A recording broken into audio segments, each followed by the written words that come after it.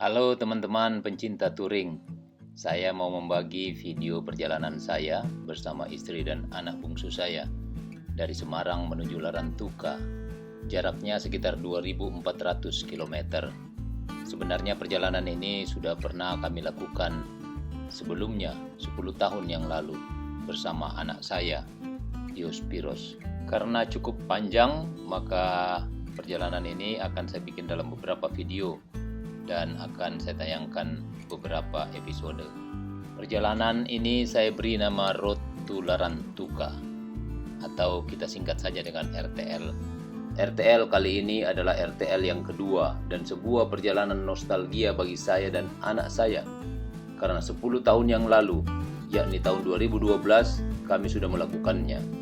RTL 2012 atau yang pertama. Salah satu dari motor yang kami gunakan saat ini bahkan adalah motor yang kami gunakan juga pada tahun 2012. Dan ini dia motornya, KTM Duke 200. Waktu itu saya membawa dua motor, yakni KTM 6 Days 350 tahun 2012 dan KTM Duke 200 tahun 2011. Saat itu anak saya baru berusia 8 tahun dan belum bisa membawa motor sendiri. Pada RTL 2022 ini, dia sudah membawa motornya sendiri. Ini anak saya sekarang, Diospiros Peter Rafael Suitela. Dia sudah jadi mahasiswa dan duduk di semester 2 Hubungan Internasional Universitas Gadjah Mada. Seperti perjalanan-perjalanan kami sebelumnya, semua perjalanan adalah apresiasi dari prestasi yang telah dicapainya. Dan seminggu sebelum keberangkatan kami, dia sudah memastikan diri lulus dari SMA Kolose de Brito, Yogyakarta dengan nilai yang cukup bagus. Dan karenanya, Dios boleh diterima langsung di UGM. Dia akan menggunakan KTM Duke 200 yang 10 tahun lalu kami gunakan. Saya sendiri akan menggunakan motor ini, Honda CB 150X tahun 2022. Oke, mari kita mulai. Dalam video ini saya akan sedikit mengurai bagian persiapan kami, motor yang akan kami gunakan, dan persiapan lainnya serta jalur yang akan kami lalui. Karena kali ini saya akan membawa serta istri saya, maka saya membeli unit CB 150X ini yang nampaknya memang cocok untuk berboncengan dan terbukti memang cocok. Beberapa hari setelah tiba di rumah, CB 150X saya ini saya bawa ke bengkel Honda Ahas di Jalan Siliwangi, Semarang dan langsung servis awal, termasuk ganti oli dan persiapan untuk perjalanan jauh. Beberapa tambahan dan ubahan yang saya lakukan adalah menambahkan side box dan top box. Untuk urusan ini saya percayakan ke merek Givi dan saya langsung mendatangi outlet Givi di Jakarta. Saya beli barangnya, tapi karena saya tinggal di Semarang, saya harus bawa semua ke sana. Ini bracketnya dan saya pasang sendiri. Untungnya produk ini sangat gampang dipasang di motor, hanya butuh beberapa waktu saja. Ini adalah top box yang saya pakai adalah E43 NTL Adventure dan ini penampakannya. Kemudian side box ini adalah E22 NSOR, ada ratingnya di belakang. Kemudian kita ke bagian depan, ini ada saklar tambahan yang saya pasangkan, saklar dari PCX, Honda PCX, ada hazard lamp dan stop engine. Kemudian ada colokan USB, ini sangat membantu nanti untuk charge HP dan GPS. Ya, kemudian ke tengah ini ada bracket untuk GPS, dudukan GPS dan HP ya. Kemudian kita ke samping kiri ada saklar kecil untuk menghidupkan lampu anti kabut kuning dan lampu tambahan lampu jauh, lampu tembak. Kemudian kita ke bawah, saya mengganti klaksonnya menjadi klakson keong, ini murah saja. Selanjutnya adalah crash bar.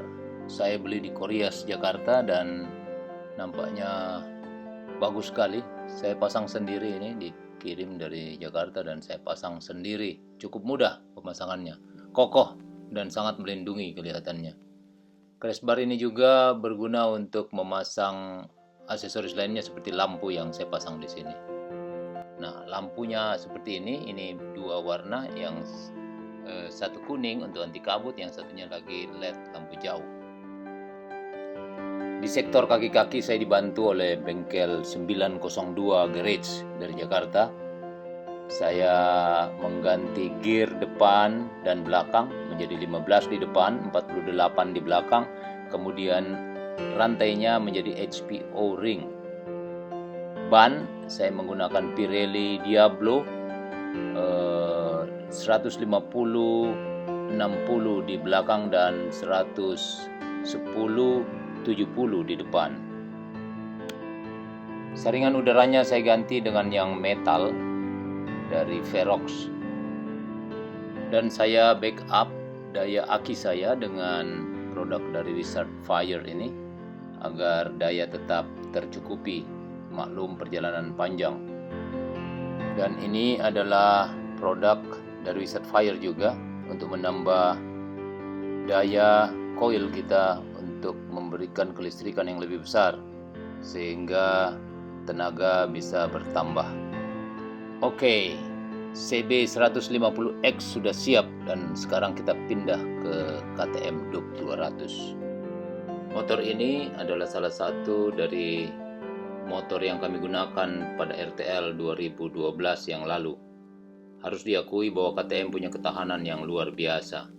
Sampai dengan 10 tahun umurnya, motor ini hanya berganti ban, oli, kampas rem, dan semua bagian-bagian yang habis dipakai. Sementara bahkan rantai pun belum pernah diganti.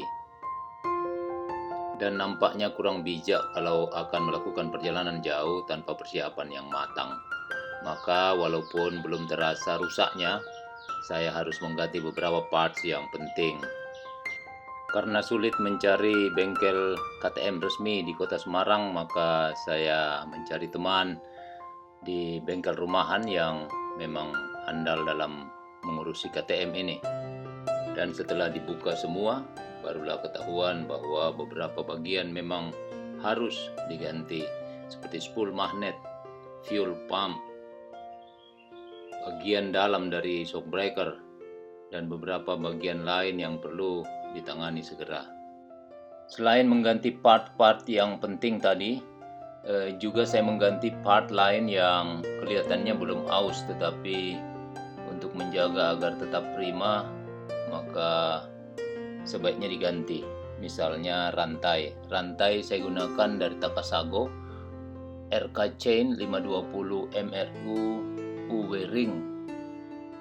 Kemudian saya juga mengganti ban menjadi Bridgestone Badlex S22 yang belakang 160 60 ring 17 dan depan adalah 120 70 ring 17. Selain itu saya mengganti tuas rem dan kopling, master rem, dan juga beberapa hal lain. Saya menambahkan lampu tembak seperti yang saya pasang di CBX saya juga. Dan untuk terus dapat memantau kondisi daya aki, saya menambahkan voltmeter. Ini penampakan belakangnya, kemudian nomornya juga sudah saya pindahkan ke Semarang, dulu masih Bandung, D4000 RM. Knalpot juga sudah diganti dengan X-Seal, dan juga beberapa hal lain yang dianggap perlu. Oke, KTM Duke 200 yang akan dikendarai oleh anak saya, Diospirus, telah siap untuk touring. Mari kita lanjutkan dengan persiapan lainnya. Saya mempersiapkan 2 helm Honda dan 1 helm Nolan.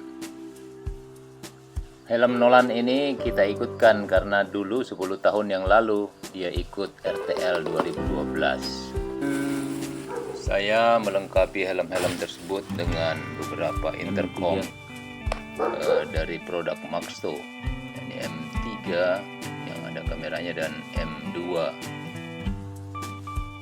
Tidak lupa saya juga menyiapkan satu unit GoPro.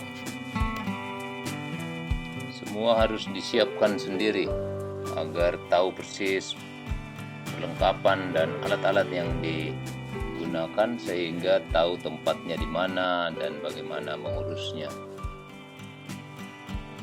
Salah satu cara terbaik untuk mengajarkan persiapan agar semua boleh berjalan baik adalah mengerjakan sendiri, menyiapkan sendiri peralatan-peralatan yang akan digunakan.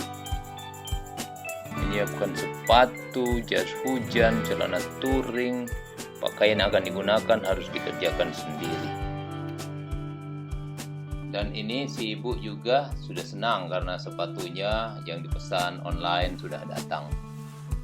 Baiklah, saya kira motor sudah siap dan kita sekarang mempersiapkan rencana jalur perjalanan kita. Kami mulai dari kota Semarang, di etapa pertama menuju Malang melalui Salatiga, Gemolong, Sragen, Caruban, dan Batu. Etapa kedua Malang Jember melalui Bromo dan Lumajang. Etapa ketiga Jember Denpasar melalui Banyuwangi, Gilimanuk, dan Nagara. Etapa keempat Denpasar Mataram melalui Padangbai dan Lembar. Kemudian etapa kelima Mataram ke Sape melalui Kayangan, Pototano, Sumbawa Besar, dan Bima. Etapa ke-6 Sape ke Ruteng melalui Labuan Bajo dan Lembor. Etapa ke-7 Ruteng Ende. Etapa ke-8 Ende ke Limutu. Etapa ke-9 Kelimutu ke Lekebai. Etapa ke-10 Lekebai ke Larantuka melalui Maumere. Etapa ke-11 Larantuka ke Maumere kembali. Dan terakhir kami akan pulang ke Semarang melalui Maumere dan Makassar.